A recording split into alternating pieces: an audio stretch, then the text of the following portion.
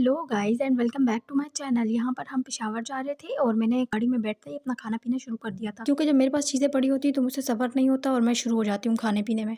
और यहाँ हम जा रहे थे अपनी कज़न के निकाह के लिए, क्योंकि 3 फंक्शंस थे, उसमें एक मेहंदी, एक निकाह और एक ग्रैंड फंक्शन था जिसमें सारे गेस्ट आने थे।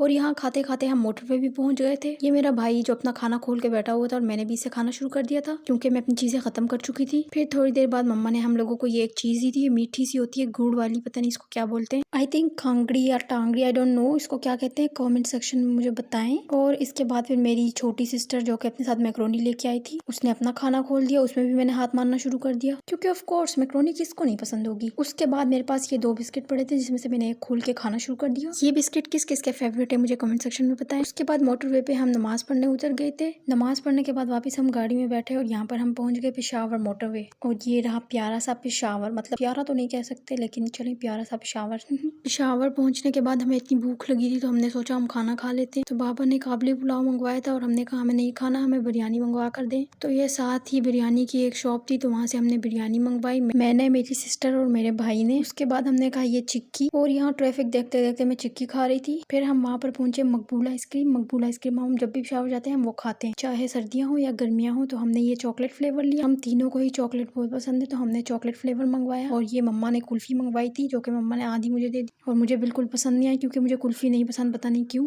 तो ये मैंने अपनी सिस्टर को दे दी। और यहाँ पर सिस्टर नखरे कर रही थी और मस्तियाँ कर रही थी, नहीं ले रही थी तो मैंने उसको जबरदस्ती दे दी। बाद हम लोग गए यहाँ पर बेकरी और यहाँ से हमने एक केक लिया कज़न के लिए क्योंकि उनका निकाह था।